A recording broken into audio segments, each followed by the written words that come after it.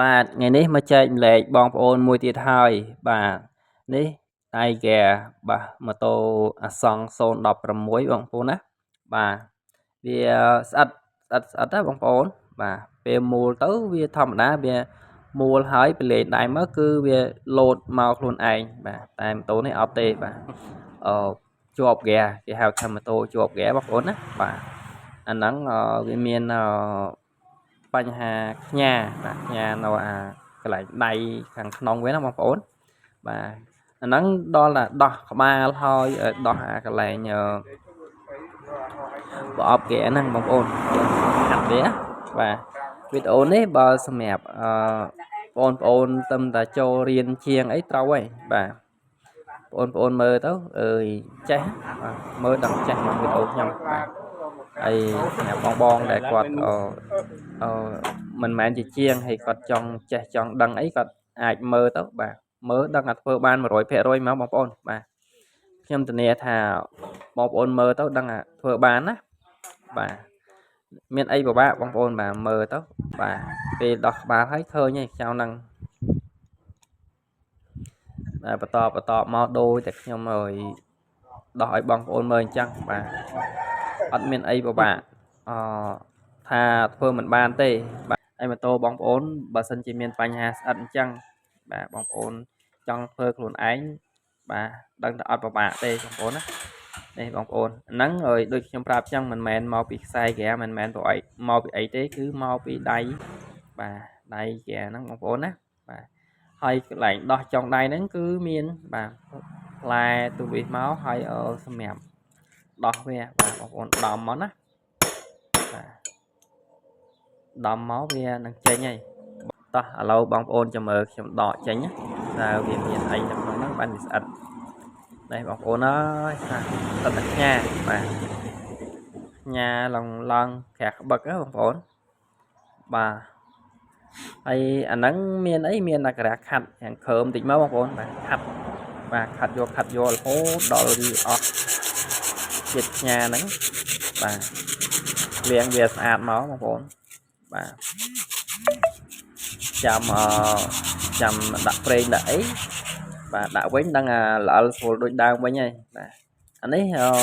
វាប្រើយូរទៅបងប្អូនបាទតាំងពីដើមបងប្អូនគិតមើលបាទ016ដល់ឥឡូវបាទ2025បងប្អូនបាទអត់ដែលដោះវាសូម្បីតែម្ដងបាទតែអញ្ចឹងវាឡើងញ៉ាឡើងអីវិសាវាចូលទឹកចូលអីម្ដងតិចអញ្ចឹងបងប្អូនបាទលាងបាទសាំងបងប្អូនមាញ់ទៅ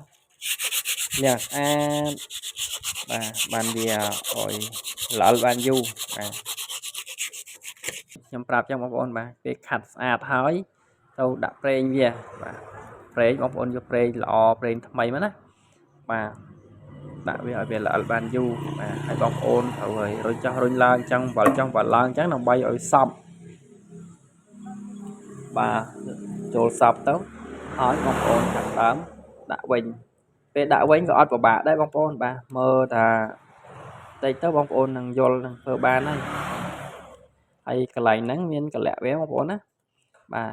ទដាក់ចំកលាក់កន្លែងដៃវាមានកលាក់ហោងវាមួយទូចហើយកន្លែងប្រអប់ដៃហ្នឹងក៏មានកលាក់សម្រាប់ចូលក្នុងប្រហោងដែរអញ្ចឹងដាក់ទៅវានឹងស្អាតបាទបងប្អូនដាក់បដាបងប្អូនតេស្តមើលបដាបាទសាកវាមើលតើវាល្អិលហើយនៅអញ្ចឹងបើវារត់ល្អហើយបងប្អូនចាប់ដើមក្របបាទដូចខ្ញុំធ្វើឲ្យមើលចឹងមកបាទហើយ